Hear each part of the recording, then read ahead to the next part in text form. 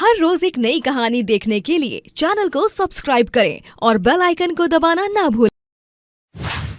कवि सम्मेलन देख देख के घर की शीला देवी को शेर और शायरी का बुखार चढ़ गया था। अब वो सीधे मुंह किसी को जवाब ही नहीं देती थी। उनके पति और उनका बेटा तो काम करने घर से बाहर चले जाते थे और उनकी शायरी झेलनी पड़ती थी बहू रेणु को। अब सास बोलती नहीं, अर्ज करती थी, संदूक पे रखी संदूक, संदूक में रखे झुमके, बहू झुमके निकाल के दे मेरे, कहाँ लगा रही है ठुमके। माँ जी, झुमके तो आपके निकाल दूंगी मैं, लेकिन आपके दिमाग से ये शायरी का भूत कैसे निकलेगा? छोटे लोग नहीं समझेंगे, शायरी है शौक बड़ा, तू अपने काम से काम रख, मेरे काम में मत टांग अड़ा।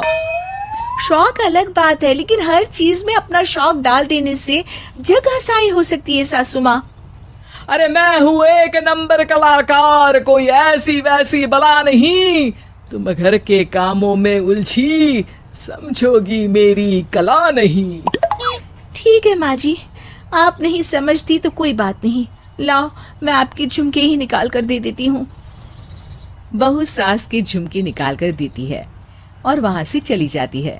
शाम को बहू अपने पति से शिकायत करती है, सुनिए जी, आप माँ को कुछ समझाते क्यों नहीं? अरे क्या समझाना है माँ को? अरे अपनी शायरी थोड़ी कम करे ना। अरे तुमको उनकी शायरी से क्या दिक्कत है? अरे मुझे नहीं, पर पड़ोस में सब लोग हंसते हैं, कहते हैं बुढ़ापे में लोग सठिया जाते हैं, लेकिन शीला जी तो शायर हो गई हैं। अरे लोगों का काम है कहना, लोगों की बातों का क्या टेंशन लेना। अरे वाह, मैंने भी शेर कह दिया, वाह वाह वाह वाह। देख लो, तुमसे किसी ने कहा नहीं और तुम्हारे सामने कोई माँ की बुराई नहीं करता तो तुमको फर्क नहीं पड़ रहा। अरे तुम खामखा की बात का बतंगड़ बना रही हो। चलो चाय बना कर ले आओ मेरे लिए, साथ पियेंगे, कोई ढंग की बातें करेंगे। रेणु चाय बनाने लगती है। पहले वो अपने पति को चाय देती है, फिर सास को और आखिर में अपने ससुर को। लेकिन वो देखती है कि ससुर जी कुछ परेशान से हैं। क्या हुआ ससुर जी, कोई बात हो गई है क्या? अरे तेरी सास बात बात पे शायरी करती है। कल मैंने पूछा कि खाना खाया तो तेरी सास ने क्या जवाब दिया पता है? अरे गलती की और आरोपी ने कोड़े खा लिए फटाफट, खाना तो नहीं पर पकोड़े खा लिए झटाझट। अब बता क्या जवाब दूं इस बात का? वो तो सभी से शायरी में ही बात कर रही हैं, मुझे भी समझ में नहीं आता कि क्या करूं मैं। बेटा उसको उसी की भाषा में जवाब देना पड़ेगा। मैं तो आम बातचीत में भी उसके सामने कुछ नहीं बोल पाता, शायरी में क्या बोलूंगा भला। ससुर ने जैसे ही कहा कि उसको उसी की भाषा में जवाब देना पड़ेगा, बहू को ये बात जच गई। अगले ही दिन वो शायरी की कुछ किताबें लेकर आई और शायरी की प्रैक्टिस करने लगी, ताकि सास को उन्हीं की भाषा में जवाब दे सके। उसने दिन रात एक कर दिए। एक दिन सब साथ में बैठकर टीवी देख रहे थे, तभी रेणु सबके लिए बिरयानी बनाकर लाती है, लेकिन सास को बिरयानी भाती नहीं। कौवा करता काऊ काऊ, चिड़िया बोलती ची ची, इतना खराब बिरयानी बनाई है कि मुंह से निकले छी छी। बस इसी मौके का तो बहू को इंतजार था, क्योंकि अब बहू सास को उसी की भाषा में जवाब देने के लिए तैयार थी। माँ जी, हमको अपनी ये बेकार शायरी ना सुनाइए, जैसी भी बनी है बिरयानी चुपचाप खाइए। ससुर जी और रेणु के पति ने रेणु का जवाब सुनते ही जोर से ताली बजाई, और सास ने जब रेणु का शायराना जवाब सुना तो उनके गले में बिरयानी अटक गई। बहू ने एक और शायरी का तीर छोड़ा।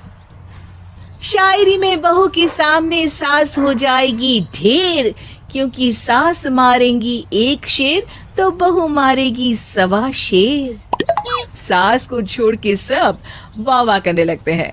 आज पहली बार सास को नहले पे दहला मिला था और रेणु ने सास का मुंह चुप करा दिया था। अगले दिन रेणु का पति उससे कहता है, अरे वाह, तुमने तो माँ की बोलती ही बंद कर दी, मजा आ गया। अब मेरे लिए कुछ बना दो, खाकर मैं काम पर चला जाऊं। शायरी ही है मेरा जीवन, वही करूंगी जी भर के। नौकरानी रख लो कोई, काम नहीं करूंगी मैं घर के। अरे तुम क्या माँ जैसी हरकतें करने लगी, सीधे सीधे बात करो ना। हो गई कल शायरी, रोज थोड़ी ना करोगी।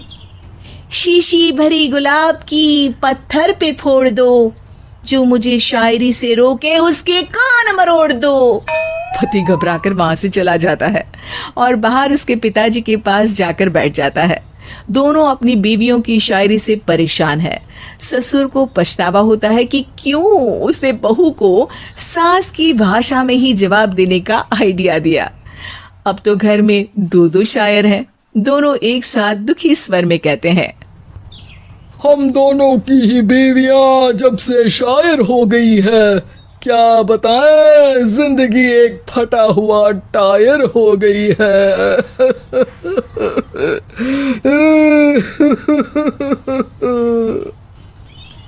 हम दोनों की ही बीवियां जब से शायर हो गई है, क्या बताए, जिंदगी एक फटा हुआ टायर हो गई है।